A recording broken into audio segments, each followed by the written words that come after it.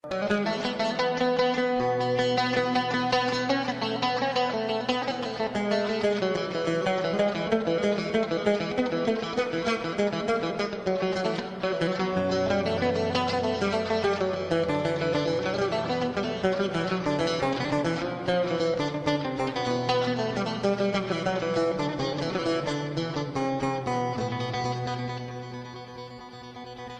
نصيح الشوشنيم عيدوت لأساف مزمور رعي إسرائيل هازين. So Shabbat Shalom everybody. Just wanted to give a quick reflection on this week's Torah reading. We're starting another cycle all over again. We're in Genesis and Bereishit. And those of us who are in the Messianic movement, we all understand that Bereishit bara Elohim et. In the beginning, God created the Aleph and the Tav. His word was the first thing that He decreed, and through His word, all things came into existence. And that's stated in the book of John, stated by the emissaries of Messiah. But there's things that are overlooked as well. So, for example, when we read in Philippians chapter 2, that Messiah is made in the image of God, it's taken out of context when we don't consider the fact that in Genesis chapter 1:26 it says all mankind is created in the image of God, B'demut, B'tselem, in the likeness, in the form of the Most High. Although we lost that, whereas Messiah emptied Himself out as a bondservant. And often we as followers of Messiah fall into the error of replacing the one who was sent, or replacing the sender with the one who was sent. And this is one of the greatest mistakes, because Messiah Himself tells us in John 7 that He doesn't seek His own glory, but the glory of the one who sent Him, the glory of the Father. And that's one of the first sins Adam made, the first mistake, when his wife, under the deception of the serpent, and him himself partaking of the forbidden fruit, it was for the purpose of them to be like God. It wasn't enough to be in His image and to be in His likeness. They wanted to replace Him. That was the sin of the adversary, the sin of mankind. Whereas Mashiach does the complete opposite. Although the man-made religion of Christianity teaches it in a different way that is incorrect, Mashiach, what does He do? When it comes to execution on the tree, He tells the Father, take this cup from me, but not my will be done, your will be done. And this is the true Messiah that we need to preach. Not one who replaces the one who sent Him, but the one, as stated in 1 Corinthians chapter 15, who after He conquers all things, submits everything back into the authority of the Father. Starting in verse 20, reading on down in 1 Corinthians 15, that's what's explained. And this is the second mistake that mankind made. Instead of taking the burden of the error that was committed by his wife, Adam says to the Most High, you gave me the woman, she's the one who set this up. Whereas Messiah rectifies this as well and teaches us through his emissary Shaul in Galatians chapter 6 that the Torah of Messiah is to carry one another's burdens. He took our punishment. It's as if we committed a crime, we're locked up, He bonded us out and said, I'll do the time for Him. And his testimony is in prison until we, the body of Messiah, reach our fullness and actually live like Messiah. The nation of Israel as a whole will not be able to recognize Him as long as He's presented as the lawless one, but quite the contrary. He only looked to do the will of the Father, the Torah, the correct Torah. And the final reflection is that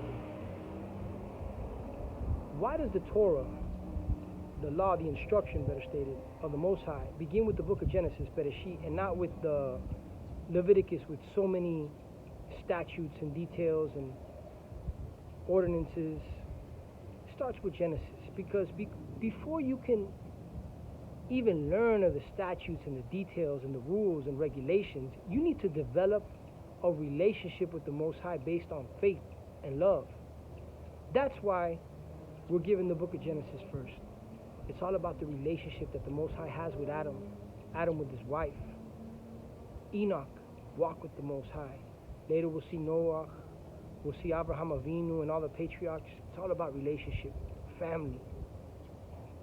Then, later down the line, we receive the details, the instructions, statutes. And this is the whole point of Rav Shaul with these Gentiles that are grafting in. Genesis 15:6 is what he bases that foundation on as a key verse for a reference. Salvation came through faith. Later comes the instruction. The children of Israel were redeemed from Egypt before they received the written Torah on Mount Sinai. Faith, relationship. If you don't develop a relationship based on love with the Most High, you will not be able to approach His Torah, His instruction correctly. And that's Rav Shaul's point with the people from the nations. We see it today on Facebook, all these pretenders. They want to dress like Israelites. They want to pretend to be Orthodox Jews. But yet, many end up denying Messiah, the one who brought them out of bondage and darkness into the covenants of Torah. You can't keep Torah without the spirit of love, without the spirit of the Most High. Now, the Jewish community have a unique relationship because they've already been in covenant. And they need the Messiah's testimony, the correct testimony, to be restored. But that's not going to happen until those whom He was sent out into exile to bring back reach their fullness.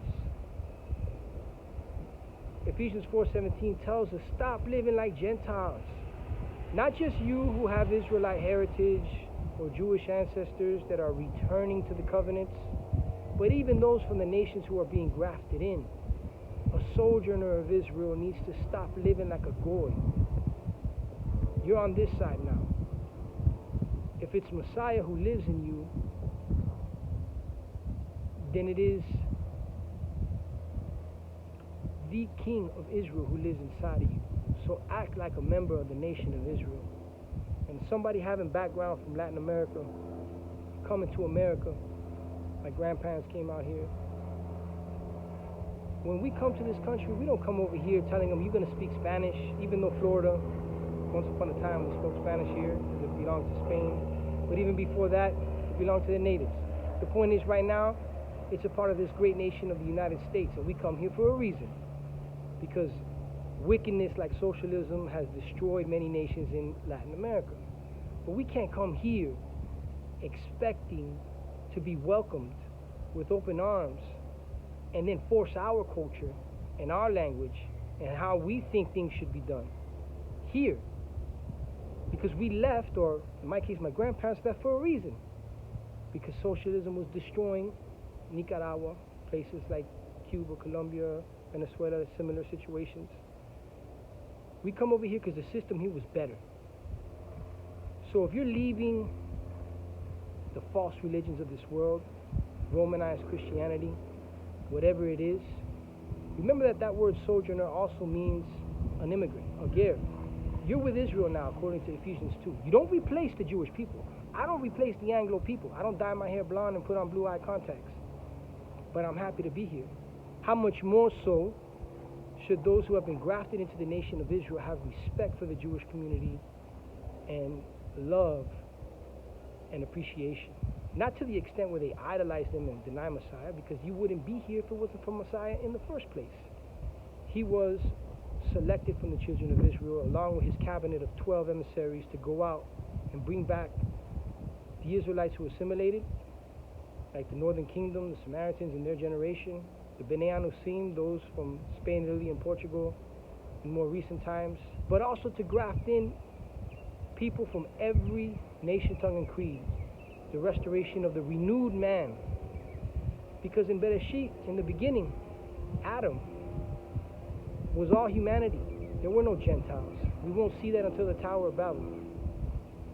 If you're interested in studying and being a disciple of Messiah and not a member of religion, if you live in the Miami area, We have a community here in Kendall, Shema Israel.